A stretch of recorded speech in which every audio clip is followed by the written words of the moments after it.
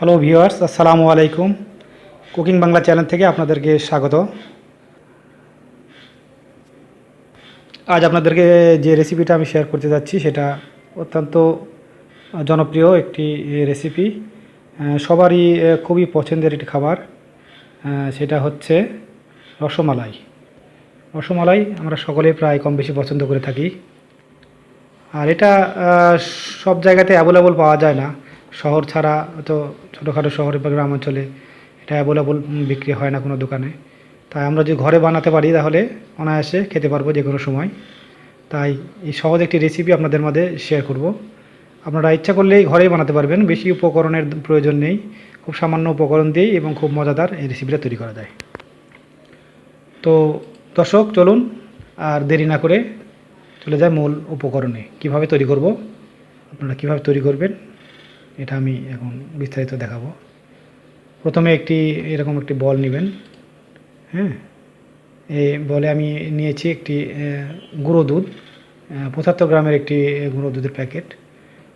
এই 75 গ্রাম গুঁড়ো দুধ দিয়ে আমি আপনাকে বানিয়ে দেখাবো।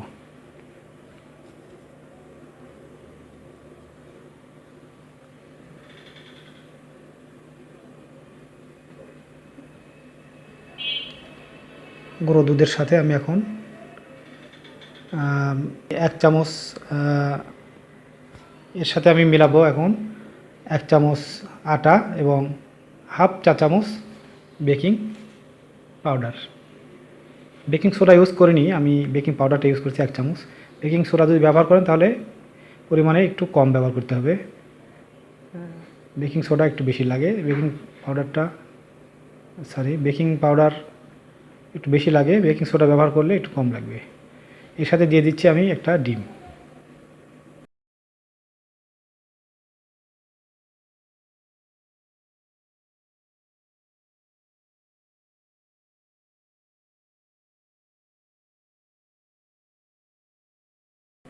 এখন আলতো হাতে একটি চামচ দিয়ে আমি হালকা হালকা করে এই মিশ্রণটা আমি মেখে নেব। এভাবে আস্তে আস্তে আপনি মাখবেন। আর এটাকে যদি মনে হয় একটু নরম হয়েছে বা শক্ত হয়েছে, সেক্ষেত্রে আপনার যদি মনে করেন শক্ত হয়েছে তাহলে একটু দুধ অ্যাড করে নেবেন, লিকুইড দুধ। আর যদি মনে করেন না এটা নরম হয়েছে তাহলে একটু গুঁড়ো দুধ অ্যাড করে নেবেন। তবে আমি যে পরিমাণটা ইউজ করলাম এটা আপনারা যদি ব্যবহার করেন তাহলে দেখা যায় কোনো কিছুর প্রয়োজন হবে না, এটা দিয়েই হয়ে যাবে।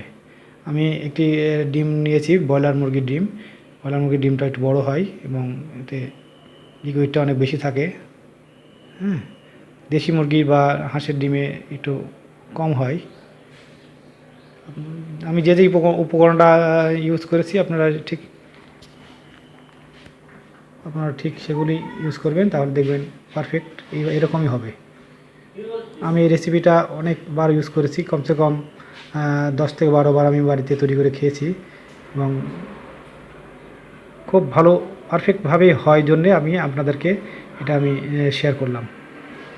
আশা করি আপনারা এটা ট্রাই করবেন এবং অবশ্যই অবশ্যই কমেন্টে জানাবেন কেমন হয়েছে।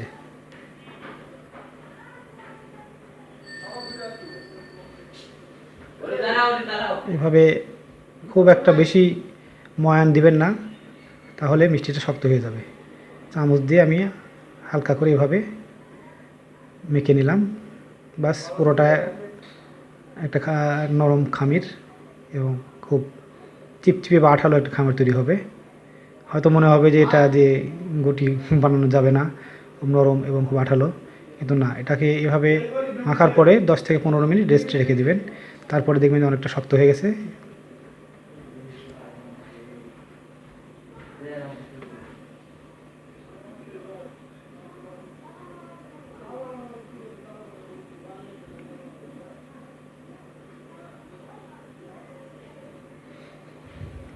ব্যাস হয়ে গেল, মাখা শেষ। এখন আমি 15 মিনিটের জন্য আমি এটাকে রেস্টে রেখে দেব। ফিরছি 15 মিনিট পর।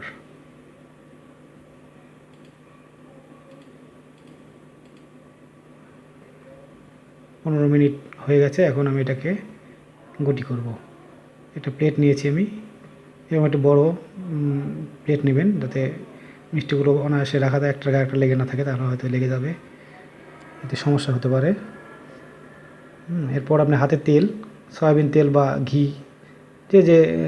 যেটা পছন্দ করে সেটা মেখে নিয়ে এগুলো ছোটো ছোটো করে আলতো আলতোভাবে গুঁড়ি করবেন, বেশি চাপ দিয়ে শক্ত করে গুঁড়ি করবেন না,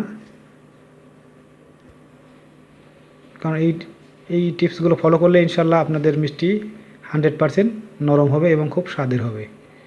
হ্যাঁ, বেশি চাপ দিয়ে যখন গুটি করতে যাবেন হয়তো সেটা কম ফুলবে এবং মিষ্টিটা ভিতরে শক্ত থেকে যাওয়ার সম্ভাবনা থাকে। তাই এভাবে সবগুলো গুটি তৈরি করবেন।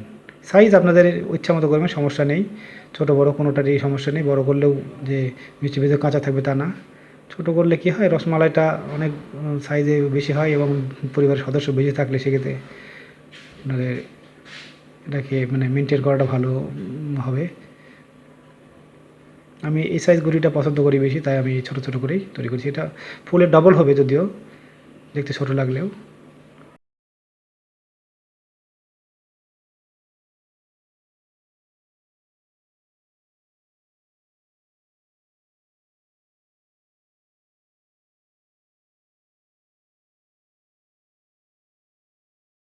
এভাবে আমি সবগুলো মিষ্টি আমি বানিয়ে নিয়েছি।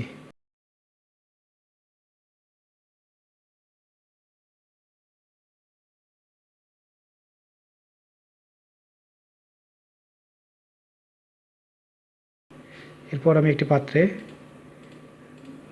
1 লিটার পরিমাণ দুধ একটু জাল করে ঘন করে নিয়েছি।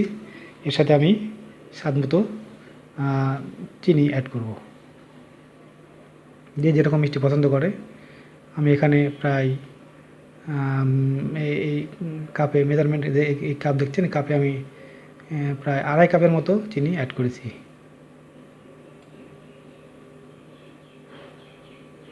এরপর আস্তে আস্তে জাল হালকা হিটে দিয়ে বলক আসা পর্যন্ত অপেক্ষা।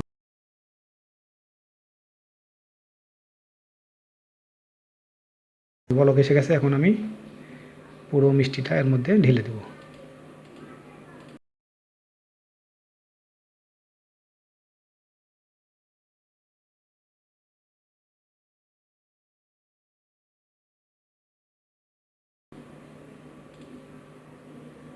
এভাবে একবারে সবগুলো মিষ্টি ঢেলে দিলাম।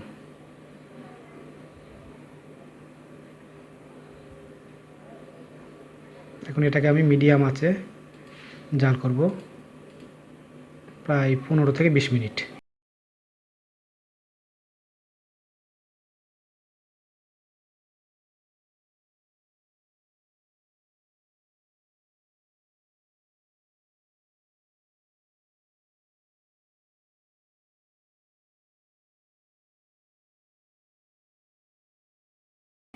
আর এর মধ্যে হালকা হালকা করে মাঝে মধ্যে আপনি ঢাকনাটা খুলে দিবেন, তাছাড়া এই দুধ বলক এসে উপর দিয়ে পড়ে যাওয়ার সম্ভাবনা থাকে। তাই মাঝে মধ্যে একটু করে ঢাকনা উঠালেই এই বাবলগুলো কমে যাবে।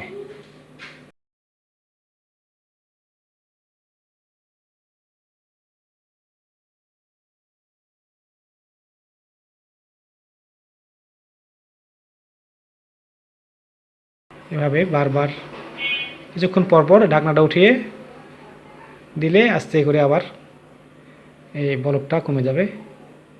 এভাবে জাল করতে থাকবেন যতক্ষণ না শিরাটা ঘন হয়ে আসছে।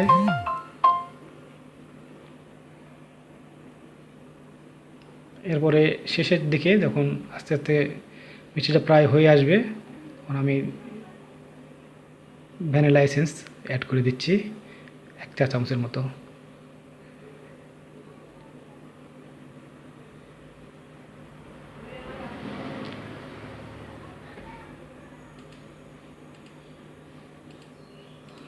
দিয়ে আর কিছুক্ষণ জাল করব।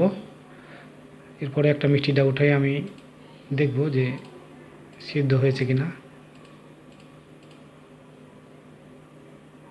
এবং শিরাটা দেখুন আস্তে আস্তে ঘন হয়েছে। যে আপনাদের যদি আরও একটু যদি পছন্দ মানে শিরাটা যদি ঘন করার প্রয়োজন মনে করেন আর একটু জাল করবেন।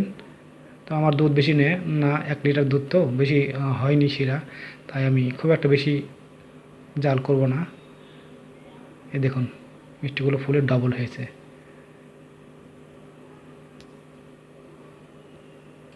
আপনারা বিশ্বাস করতে পারবেন না, এটা দোকানের চেয়ে কোনো অংশে কম লাগবে না খেতে, কোনো অংশেই স্বাদে কম হবে না।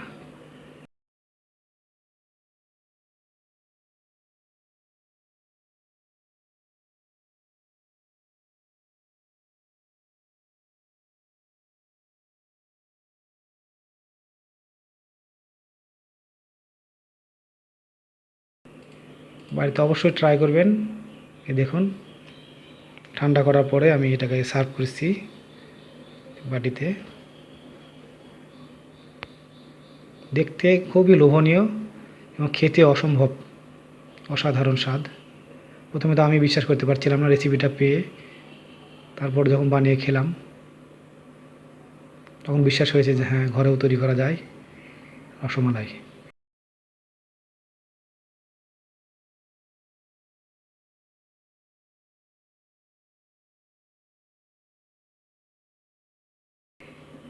আমি একটা কেটে দেখাচ্ছি। ভিতরে দেখুন কত সুন্দরভাবে সিদ্ধ হয়েছে এবং কত নরম তুলতুলে। এখানে শেষ করছি। খোদা হাফেজ। আপনারা অবশ্যই আমার চ্যানেলটাকে সাবস্ক্রাইব করবেন এবং নতুন নতুন ভিডিও তৈরি করার জন্য আমাকে উৎসাহিত করবেন। আপনাদের পছন্দ যদি হয় আমার রেসিপি, তাহলে আমি আরও নতুন কিছু ভিডিও আপনাদের মাধ্যমে শেয়ার করব।